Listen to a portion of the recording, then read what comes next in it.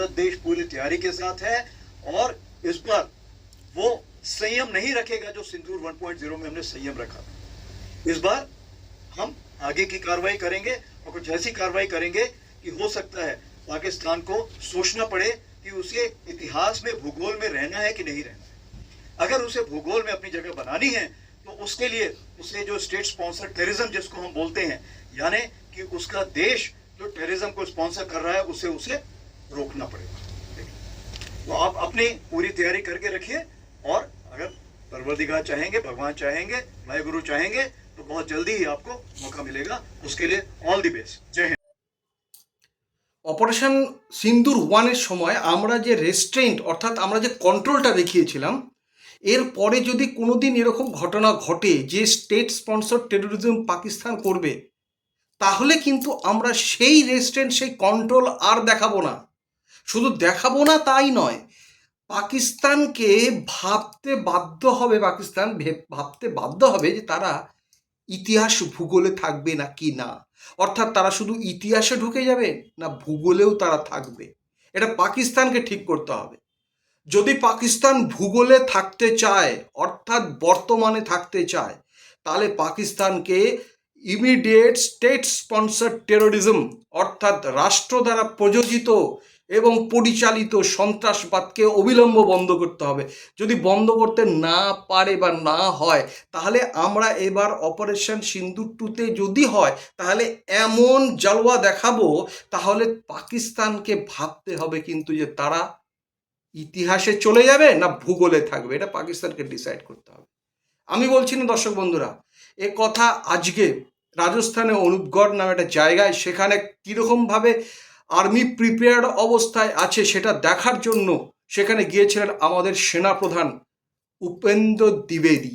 এই উপেন্দ্র দ্বিবেদী, এই ভদ্রলোকের সেনাপ্রধান, তিনি যখন যান সেনাদের সঙ্গে কথা বলেন এবং সেখানে গিয়ে পরিষ্কারভাবে বলে দেন যে আমরা যেটা করেছিলাম অপারেশন সিন্দুর 1-এ সেটা কিন্তু রেস্ট্রেইনড ছিল, কন্ট্রোলড ছিল, নিয়ন্ত্রিত ছিল।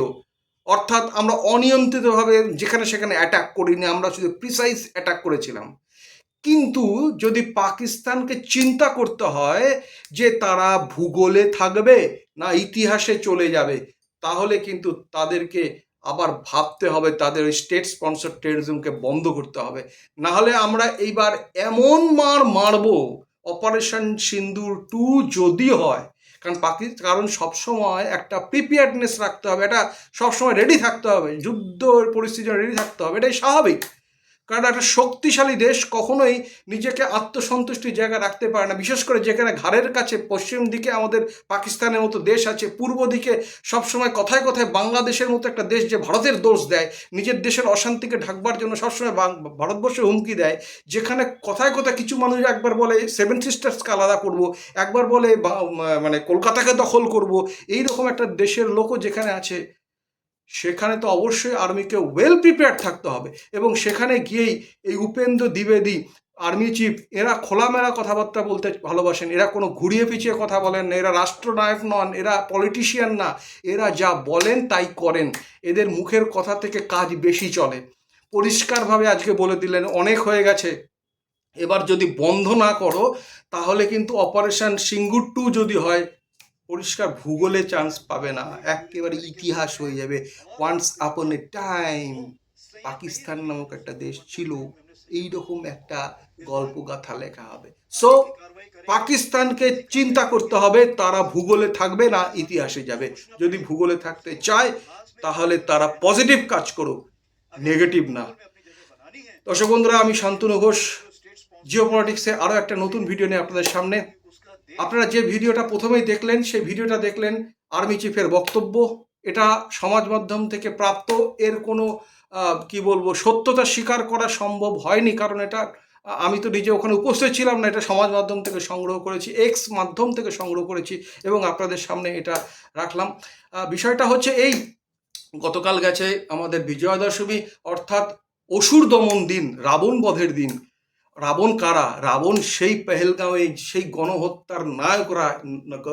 এরা কারা? এরা পিছনে এদের আঁকা সেই পাকিস্তানে হাফিজ সঈদ, পাকিস্তানে বসে থাকে জৈশে মোহাম্মদের মৌলানা আসুদ মজাহার এবং সালাউদ্দিন, এই রকমের মতো লোক, এরা হচ্ছে সেই সেই রাবণ। এই রাবণগুলোকে ধ্বংস করা এটাই পরম কাজ, পরম কর্তব্য ভারতীয় ইন্ডিয়ান আর্মির, যে কাজটা অপারেশন সিন্দুরের সময় 88 ঘন্টার লড়াই দেখিয়ে দিয়েছে। কিভাবে প্রিসাইজ অ্যাটাকের মাধ্যমে 11খানা এয়ারবেস গুড়িয়ে দিয়েছে পাকিস্তানের, জ্যাকবাবাদ, মুরিদকে, ভাওয়ালপুর, নূর খান এয়ারবেস, সব শেষে একেবারে 10 তারিখে ভোরবেলা পাকিস্তান যেটাকে খুব গর্ববোধ করে আমাদের কাছে পারমাণবিক অস্ত্র আছে, আমরা পৃথিবীকে এই করতে পারি সেই করতে পারি, সেই কিরানা হিলসে যেখানে রিপোর্টেড, এটা রিপোর্টেডলি, আমরা তো আর যাইনি, আমরা জানি না, আমরা যা শুনি তাই ব্যাখ্যা করি, সেই রিপোর্টেডলি ওই কিরানা হিলসের তলায় আন্ডারগ্রাউন্ড যে নিউক্লিয়ার আর্সেনাল অস্ত্রাগার ছিল তার এন্ট্রি পয়েন্টে 3খানা ব্রহ্মোস দাগে, এবং দাগার সঙ্গে সঙ্গে একেবারে একেবারে সংকুচিত হয়ে গেল পাকিস্তান। যে করে হোক সিজফায়ারটাকে ভারতবর্ষকে রাজি করাও, নাহলে তার মান সম্মান থাকে না। আসিম মুনির বাংকারে নূর খান এয়ারবেসে শাহবাজ শরীফকে রাত্রিবেলা ফোন করে বলছেন, এ কি হলো? শাহবাজ শরীফ রাত্রিবেলা ধর্মর করে উঠলো, কি হলো কি হলো? ইন্ডিয়ানে অ্যাটাক কার দিয়া? শুধু অ্যাটাক না, ব্রহ্মসের নিখুঁত নিশানায় বেশ কিছুদিন আটটু যুদ্ধটা হলে সত্যিই বোধহয় পাকিস্তানটা ইতিহাসে পরিণত হতো, ভূগোলে থাকতো না। তারপরে কি হলো? এমন একটা অবস্থা যে ট্রাম্পকে এখন 14 বার বলতে হয়, আমি তোমাদের মধ্যে ইয়ে করে দিয়েছি, সিজফায়ার করে দিয়েছি। ট্রাম্পকে বারবার ট্রাম্পের কাছে গিয়ে বলতে হয়, হুজুর আপনি দেখুন, আসিম মুনির একবার যাচ্ছে, শাহবাজ শরীফ একবার যাচ্ছে।